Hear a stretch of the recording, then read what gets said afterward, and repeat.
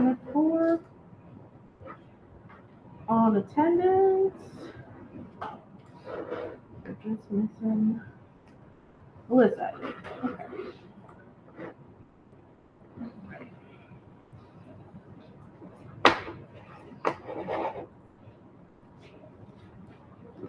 Where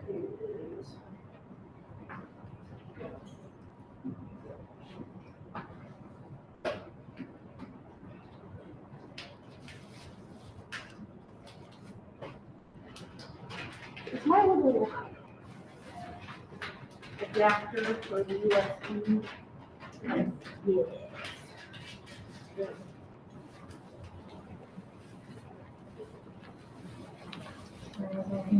You're good, you're good, you're good.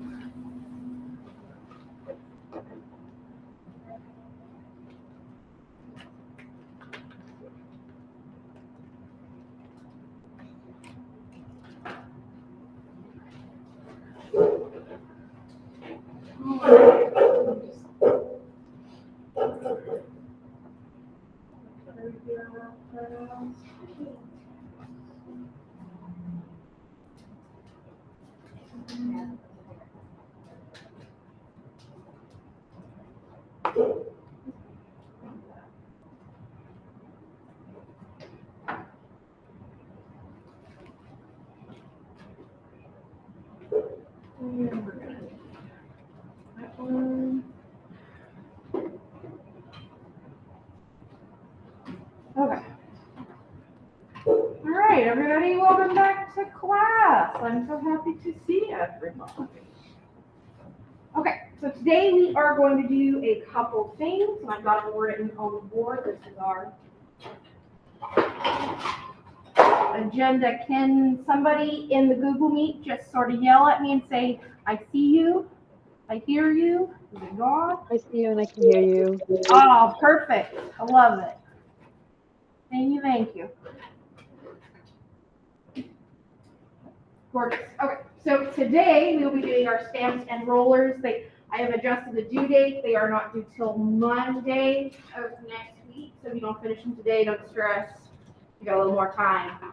If you need a little more clay, that white bucket back up on the shelves over there is accessible to everybody.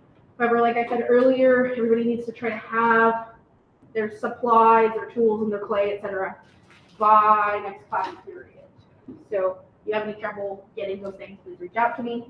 We can work something out. Today we are going to start our tile project. We're going to kind of go over what that looks like, and we will do the introduction to the Unit 1 project.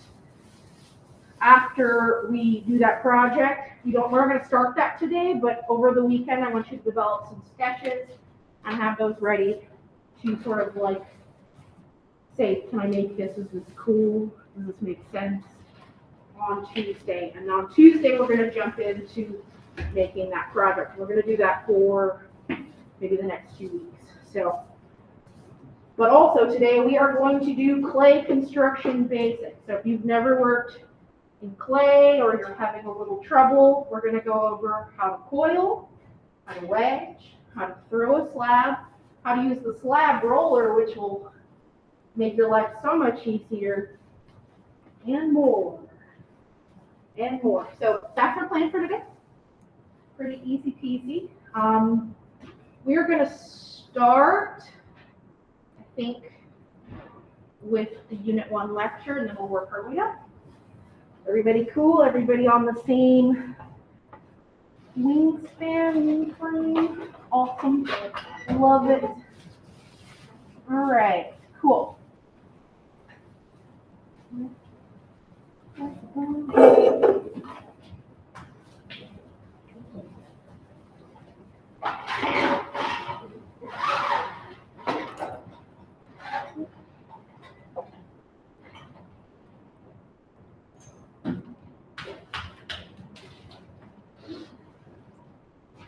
And I don't mind y'all keeping your hands busy, but do your best to sort of follow along, pay attention, and ask questions. Please ask questions, because I love discourse. Let's talk about things. A lot of our things we're going to go over are going to be conceptual. Not everybody's going to have the same perspective, and important.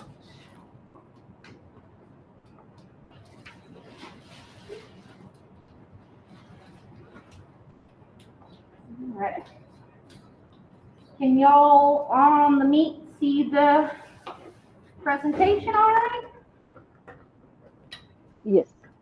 Excellent. I love it. All righty.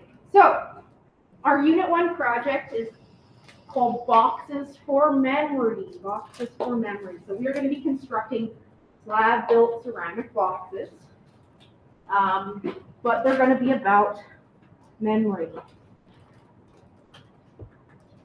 So just like a big question, and somebody feel free to chime in. If you were to create a box for memory, what would that look like? What objects would you store in it? And what are their meanings and significance? Like what's important to you and why does it need to be in this box, right? So the sort of art technique that we're sort of touching on is assemblage. Everybody say with me. Assemblage, right? Sounds like assemblage. That's the word. American, right? We pronounce things wrong.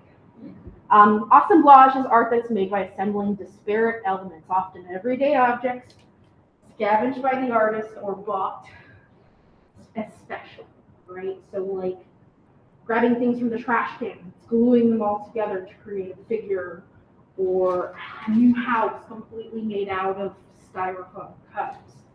That's considered assemblage. It's very much in the same vein as collage, where collage is for paper, assemblage is for 3D objects. All right, so these are examples of like sculptural assemblages. What is memory if not a collection of ephemeral things, right? We don't remember usually exactly, right? We remember sights and sounds and smells.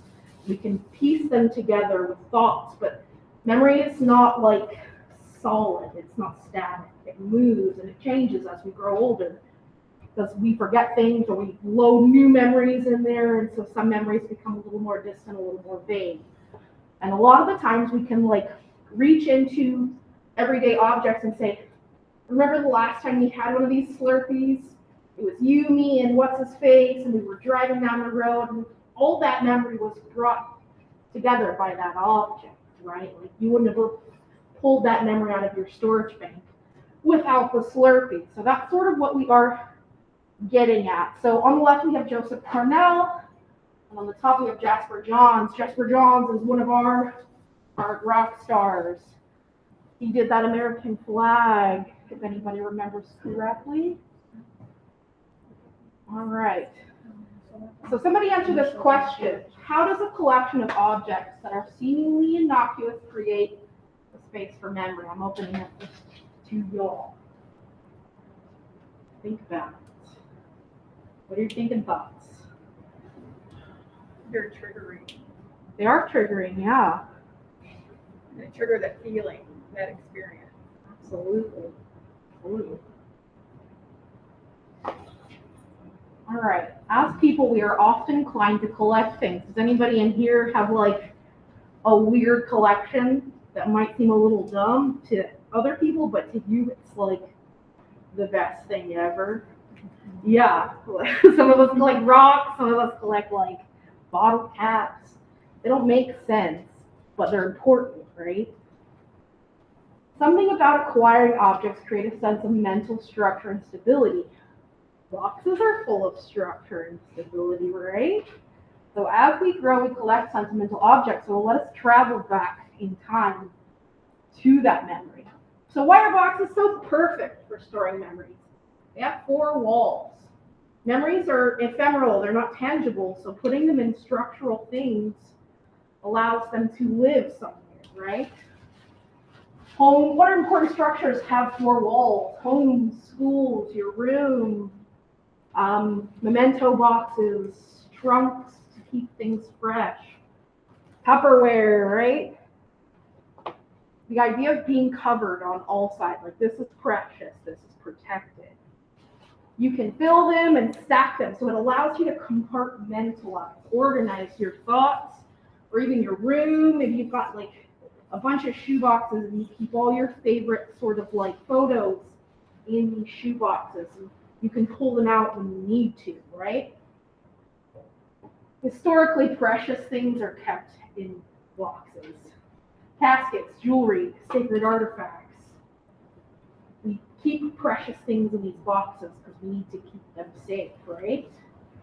And they give us a way to categorize our life or work outside of those categories. So if we think outside the box, and the box is basicness and its protected structure, this is chaos, this is crazy, right? So we can reach into those other unknowns. The box is what we know. Things like labels can be boxes. So like maybe you identify as queer, maybe you identify like with a specific political party. Those are like ephemeral social boxes that we put ourselves into so we can categorize our lives. All right, cool. We're gonna watch my boxes, right? There's no sound. Oh my gosh. Okay. Well, you all know the sound. I don't have to tell you. Put that in a box, and I'll put that box in another box. And I'll send that box to myself. And when it comes to me, I'll laugh and I'll smash it with a hammer, right? She needed to put Cusco in the box because the box represents her, like, organizing her life. Like, I'm going to create this thing for myself for self-gratification. Let's skip to the next one. Ceramic boxes, why are they special? This is by Sunshine Cobb. This is a garlic box. Can anybody guess why it's a garlic box? Any cooks? It's because it's airing out the garlic. You got it. You got it. So it keeps the garlic from going bad. Even though garlic doesn't go bad very quickly, it'll keep it fresher and longer. This is by Donna Flannery. It's a little lidded box with a crowd of people. Boxes don't always have to be functional or specific or used for something, right? Like we always think of boxes as being one specific thing. Julia Galloway, Clouds and Arches. Just some ideas. These are ideas from what ceramic boxes look like. Now, why are ceramic boxes so special? Can anybody tell me? No? Okay. Well, that is because right angles are a little bit hard to do in clay. Clay is very, very like open to being organic and sort of flowy. But when we want balanced structure, clay tends to fight that just a little bit. And the reason it fights that is, it's so good. Clay has memory. Water has memory, right? So because water has memory, clay has memory. So if you move your clay a little bit to the left, or you accidentally twist it a little too much, and try to make it be a sturdy, rigid shape, in the trial by fire that is bisque firing, it's going to remember that. It's going to go right back to that shape. So sometimes we end up with things that are warped. Because when the clay fires and all those particles are starting to align, trying to level out, it kind of does a little bit of like this. Like this is, imagine this is what your pot is doing in the kiln. And if it's not got a lot of memory that says you have to be this shape, it'll go back to a shape it does remember. So we've got all this conceptual depth we can sort of work from with clay and memory. We're going to keep looking at some box examples. These are salt cellars. You keep salt on one side, pepper on the other with just little lids, and you can just pinch them out. Now this is more of an abstract box. It has no purpose. This is a sculptural box. You can't take the lid off. There's no lid. Same thing here. This one does have a lid, and you can kind of see that right here. And what this is called, this sort of cut, this is called a key. The key tells you exactly how the lid goes right back on the box. Right? So that way you're not like, which way does this lid go? It matches the key. And keys can like exist in a couple different ways. Stephen Mullins, this is Americana Close to Home. Your boxes can be political. They don't have to be like home boxes. They can be otherworldly boxes outside of your personal realm. They don't have to look like boxes. This is also a garlic box. And notice it also has holes for aeration. Think about what's supposed to go in your box. This is sort of like a box bowl situation. And this one's a dice, and like you know exactly where to put the lid back on because the shape of the dice like marks so exactly where to go. So these are the keys. This one's a little more abstract, but we still have a key here. We've got a nice lid. All right, so they are more technically difficult to build. In order to build them, you have to work when they are almost leather hard. So if we try to build a box out of just freshly rolled out slabs, chances are it might slump in on itself. So we need to give that box time to set up. So that way when we put the slab on its side, it just stays that same shape. It's not going to fall on itself. It's not going to fight you trying to be a specific shape. And this sort of falls in line with a lot of sculpture, especially the bigger you go. The bigger you go, the more time becomes important, right? Because on small things, you can usually work very quickly. But the larger we go, the more extravagant, the more fine, we have to take time. And if you learn anything in this class, it's going to be patience. It says, I have ADHD, and I seem to be the most patient person I know. So that's saying something. Putting slabs together at an angle requires precision. So you need to make sure you cut your two slabs at the same angle so that when they come together, they make a nice corner, right? You can always sort of fold the slab and sort of make it work, but if you want like if I were to make a box that was the same shape as this brick, I'm gonna need angles that meet together. Because if they don't meet together, chances are there's not enough connection and they'll pull apart. Lids, oh my gosh, and specifically lids that fit. We can make lids, but sometimes the lids don't always fit. And that's because, you know, we've got this separate entity. We made it at a separate time as the box, so it's drying at a separate rate, right? So this could anticipate to be a different shape than this, and that memory might change it. So when we make a box, we always want to make a lid at the same time. At the same time, we don't want to wait too long to make the lid. We definitely don't want to make the lid after we've bisque fired the box. Those things need to shrink together. All right, lids. How to do lids. These are our vocab words for lids. Key. A key is a cut in the side of a box and a lid that will allow the box and lid to align precisely. Flange. That's a fun word. Flange. Flange is this little bit that comes out of the lid that allows it to sit flush inside the jar. And like if you shake the jar, the lid won't come right off, right? You can also make a flange on the outside of the jar to keep the lid securely in. We also have the ledge and the gallery, and it's a shelf on the inside of your box where your lid can rest. These are often accompanied by a flange, but do not have to be. Sometimes you can make a lid that just fits right here. So this is a gallery, and this is a gallery. The gallery is where the lid sits.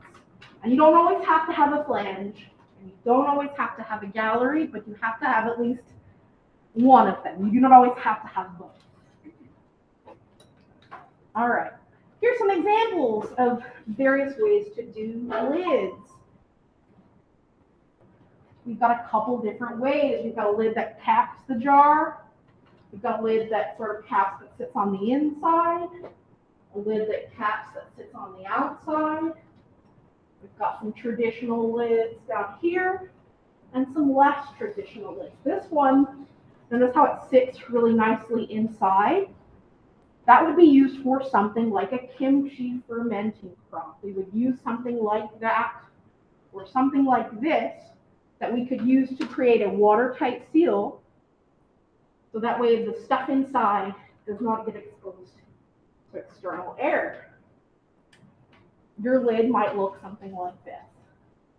All right, a key. This is what a key looks like. We've got some good examples.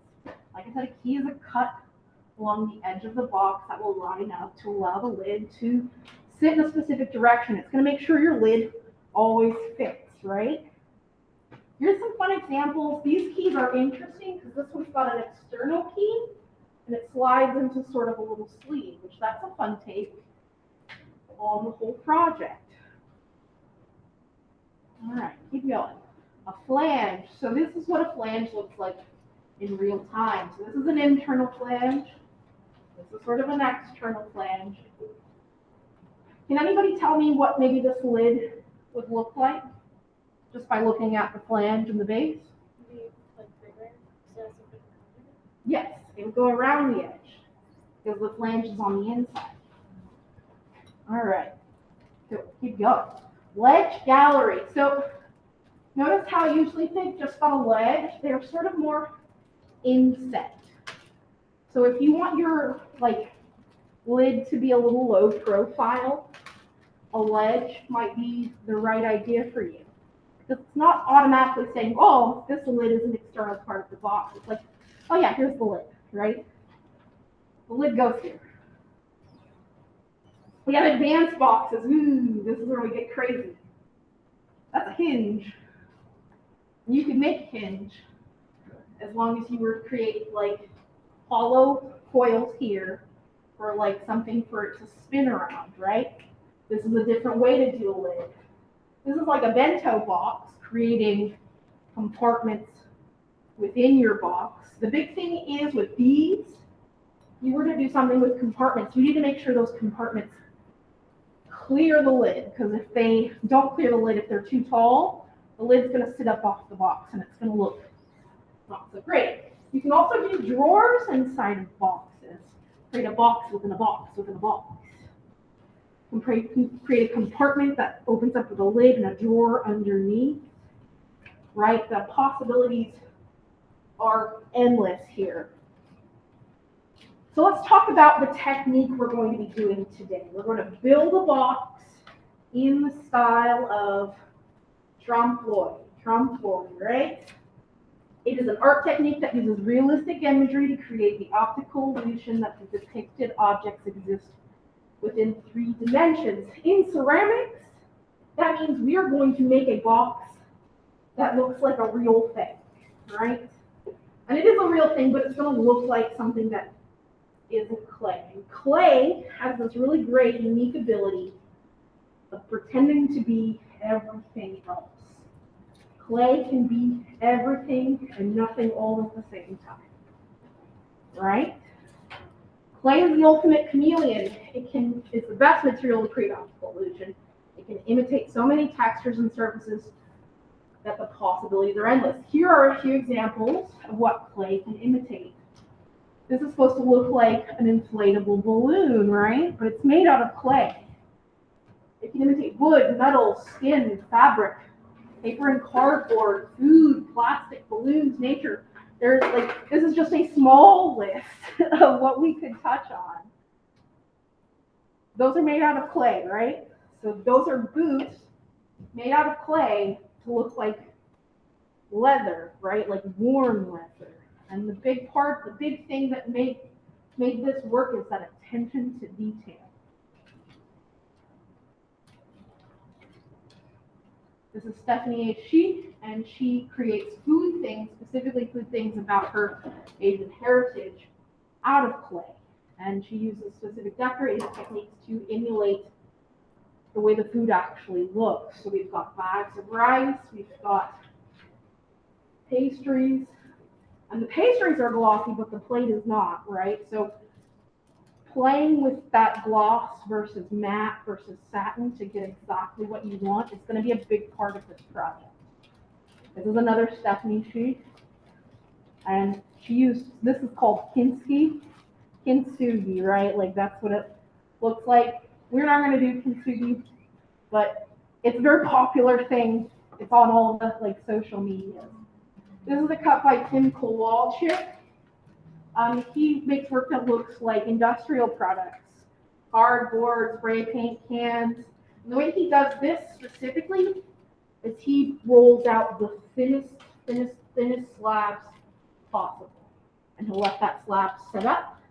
And he'll roll out another slab in that same time being, and he'll create these sort of like corrugated middles. And he'll just keep layering those thin pieces of slab till he's got a full slab.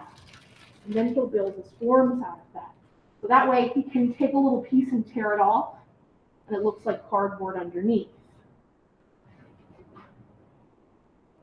This is Iana Frisbee. It's supposed to look like one of those styrofoam packing trays, and it's satin, it's not glossy, so it just has a little bit of shine, just like those styrofoam trays. And finding that like small attention to detail is what's gonna really take you.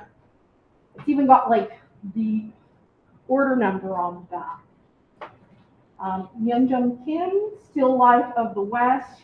You could make a book, right? Maybe it's your favorite book. Just creating things that look like other things. You can even sort of see the age, like whether, like leather exterior they're going for. Lauren Sandler, cornucopia. So this mailbox, that's not glazed, that's painted. That's what we call a cold finish. And that's something you are able to do because I want you to make sure that your sculpture looks like it's supposed to look. A lot of times in ceramics, we get really focused on just dipping everything in glaze, but we don't always need to dip everything in glaze. And sometimes if I want a metallic, I'm just not going to get that, you know? There are ways to get it, but like sometimes it's just not feasible. And what's easier to get in metallic? Spray paint, right? Acrylic paint.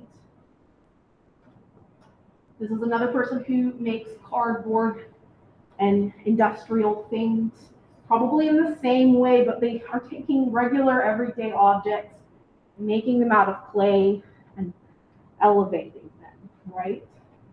And this is probably about a memory because, you know, it's a brand of beer, it's styrofoam cups, and chances are there's a memory that this artist has related to these objects, and that's why they put them together. Now, this is not exactly trompe l'oeil, but it kind of is. This is one of my favorite artists. This is Bonnie Seaman. And Bonnie Seaman makes like fancy teapots and fancy bowls, and they're massive, they're huge. Like this teapot is probably about that big. And she makes them look like cartilage and ligaments and like cabbage leaves, combining like physical body parts with nature. And she puts these cute little bugs on top of them. But thinking about maybe an internal structure, maybe you make a heart, maybe it's a set of lungs, maybe it's like your stomach, and when you open it up, you can see a specific meal. I don't know, we can get really weird at this point. All right, so that's the end of the lecture. I'll just close that out. So for this project, I'm going to jump over to the, one of these is the right. Oh, not any of those, is it? That one. Okay, so for this unit, we will be hand building a box for memory in the style of trompe l'oeil. Like I said, trompe l'oeil is the act of creating an illusion. We will be using clay to emulate an object in the real world using techniques we learned in class. You'll create a box that is at least, so these are your minimums, right? You can start here and get bigger, but we don't want to get any smaller. So they have to be at least 5 inch by 5 inch by 5 inch. That's 5 inch tall, 5 inch wide, 5 inch in depth. But you can go bigger if you want to. But these are our minimums. This is what we are required to meet. All right, the box must be this big. However, you are more than welcome to make it larger. And if your object is like irregularly shaped, say it's like a little bit long, it's like a lot longer, but not quite as wide. Whatever, like say it's 8 inches tall, but only like 4 inches wide, we can subtract that extra 3 inches from the 8 and add it to that again. So if it needs to be long, it can be long. But it has to be minimum, like we have to be able to add up that number somewhere. All right. Your box must have a lid or a drawer. You get to pick. Work with what fits your concept. You do not have to do both, however you can. But it has to have one of the two. Your box must successfully emulate something in the real world. So say you make a 6-pack of Coca-Colas. I want to be like, oh my gosh, somebody left a 6-pack. I'm not going to really be like that, but get as close as you possibly can. So if that means like getting one of those plastic 6 rings to put your fake cans in, do that, right? Your box must sit on a table and not rock. That is a big one. So sometimes in ceramics, we get so focused on like structure that after it's fired, we put it on the table and it sort of shapes like this. It needs to be freestanding, so it's got to be sturdy. Your sculpture must have a good finish. This means no score marks, no canvas texture unless it's supposed to, and all sharp edges need to be addressed. And we'll sort of talk about this in our construction basics, but sometimes when we're like rushing things, we leave certain marks that like remove the illusion, right? So we just want to take our time and pay attention to these little details. They're just little things that are going to keep that illusion present. Because if I'm looking at something, I'm like, what are these scratches doing here? And they're not supposed to be like it's a stuffed animal and it should have score marks. That means you weren't paying attention to the whole thing. So I want you to just, when I say that, I say take your time. Be real close to it. Check it from all edges. Because we're learning to work in and around, right?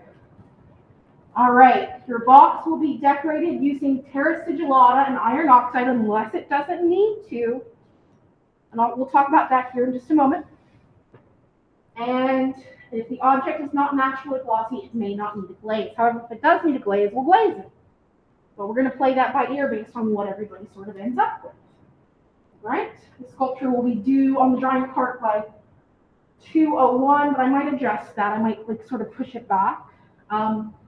However, you will not completely grade it until 3:10 during the midpoint review. So take your time building it and don't worry about having to fit in the glazing aspects of it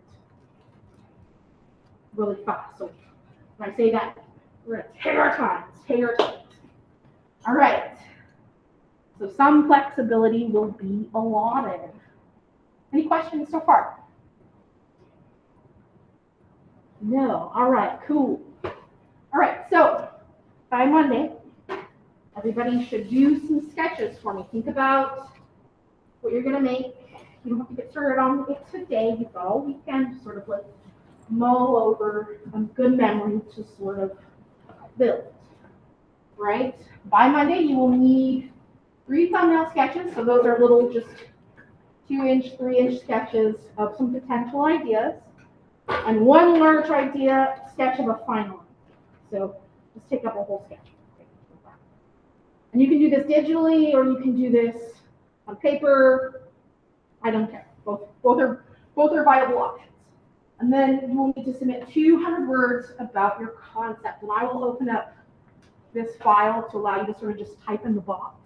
When I say 200 words about your concept, basically just tell me the memory, tell me why the memory is important, and sort of give me a basis on like your plan to build it. Like what methods you're going to use, how big it's going to be approximately, if you're going to add anything extra that's not necessarily a clay thing. You can just fit that in 200 words or more. If you need more, go more. But just at least 200 words, and that's like a paragraph, so that's really not too bad. All right, cool. And that's going to be Unit 1. That's all we're doing for Unit 1. Any questions so far? Concerns, emotional outbursts? So the box doesn't have to be square. I mean, it can be the same shape that you want as long as it has a lid and Absolutely. So you can make a cake or like a bunch of cupcakes, and as long as one of them opens up and you can put something in it, you've got a box. You've got sculpture, right? So think about things that are important to you. Maybe, I don't know, like let's throw out some brainstorms. Like Carolina, you got a memory of this? I already know what I want to make. Oh, tell us. Suitcase, A suitcase. travel. Travel. What kind of suitcase? Like one of like those old kind of vintage. Nice. Suitcase. I went traveling around Europe around like 2017, and it's like one of the best memories I have. So I have a lot of like tickets, stuff, and stuff like that. Oh, that's That perfect. I wanted to put in there. And a great finish for that would be for you to bring some of those ticket stubs. Yeah. And like when you take your picture, the ticket stubs are in the suitcase. I like that idea. Yes. But I also have an idea that I just got, a manga bookshelf, because I went to an anime convention this year, Yeah, and stuff, and I can do that. that could be cool. So I want you to think about where you're gonna put your box part. But I think a bookshelf could be very interesting. And we did a bookshelf project in locally underground, which is meeting on Monday. I forgot to say it. Somebody forgot to remind me. So you should come to the Clay Underground or maybe Mills. Also, I just spoke with Delta Phi Delta, and we're organizing a student jury gallery exhibition that everybody is able to be a part of with prizes. So, if you want to get that on your CV, like I helped organize a juried exhibition, that could be a fun line for your resume. I'm just saying. Okay, cool. Any other questions? Any other interesting ideas they want to throw out for like potential objects? Yeah, Think about making a bowl of spaghetti. I like that. Yeah. That's cool. What are you gonna put in your bowl of spaghetti? So it's based off of my first date that I had with my boyfriend, Mhm. and we went to an Italian restaurant, and he dropped a meatball on his shirt. And so they was gonna put like little fun things that remind me of our relationship. I like that. See, that works. That's good.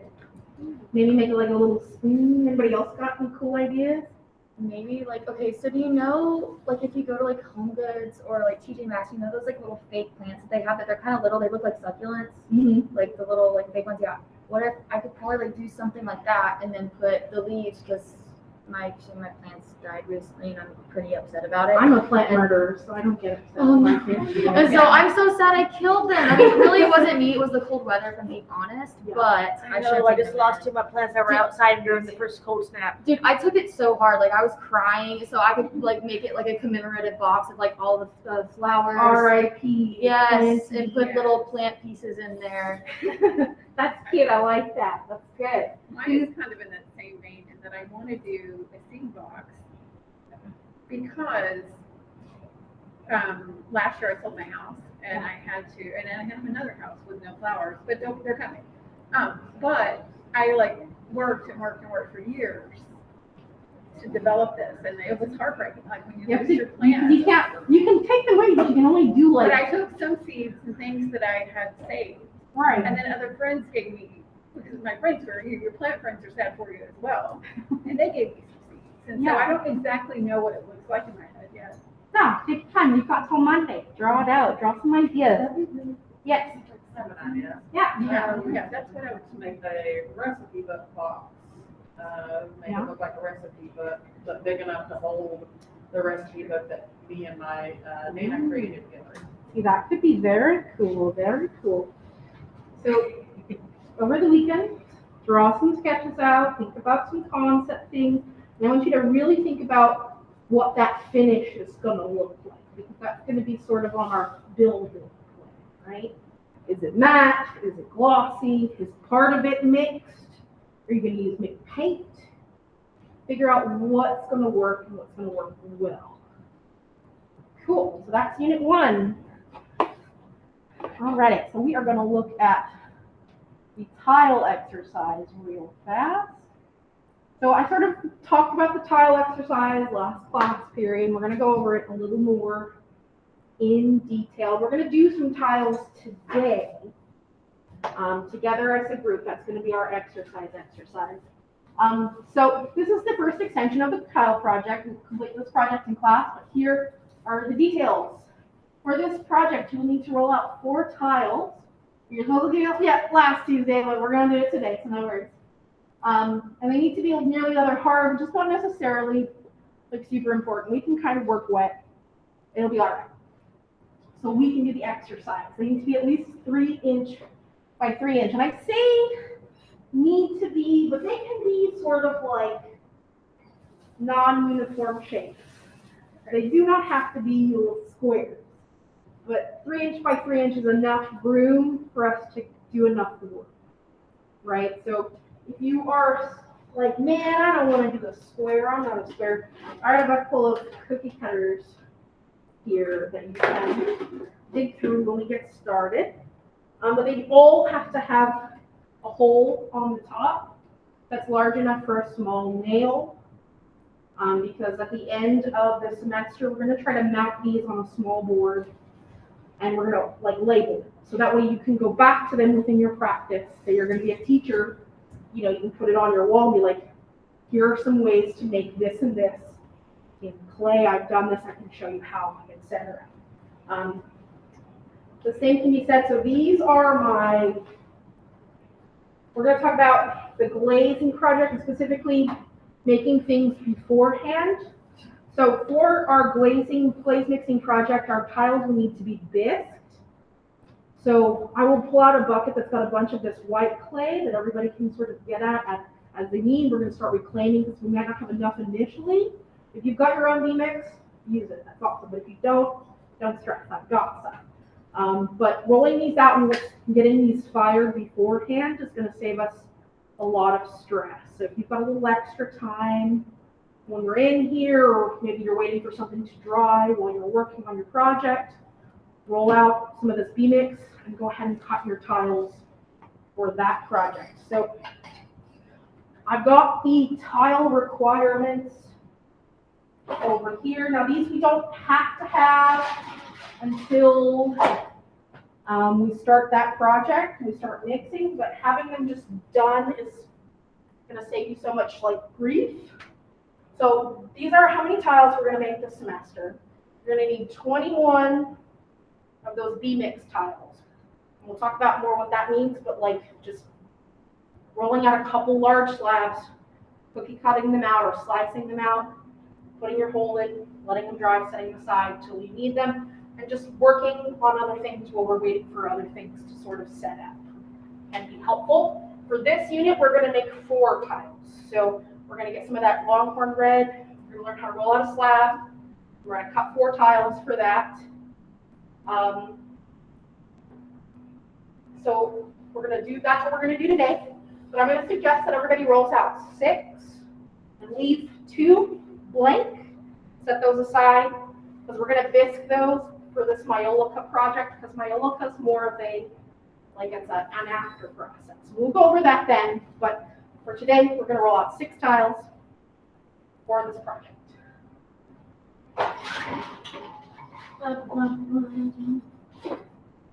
All right. Any questions and concerns? No? Cool. How about over here in the digital world? Any questions so far? Are we good? I want to ask, from which clay we have to do this tile exercise? The Longhorn red. Okay. Longhorn red. When you come back to class, so the V-Mix is for a later project, but the faster you get it knocked out and you get it in the kiln, the better, okay? All right, cool. All righty, so what do today's tiles look like? Here is my bowl full of tiles. We are going to learn how to make some textures.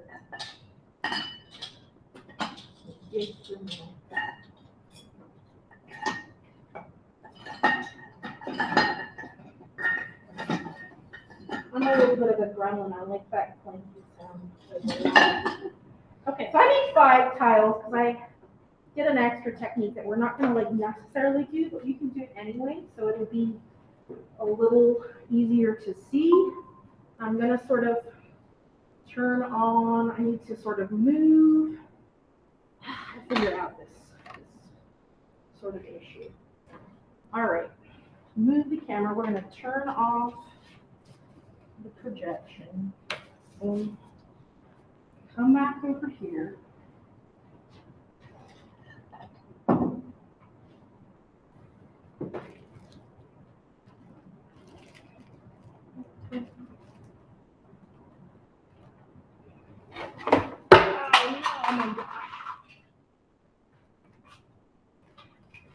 see something happening in slow motion.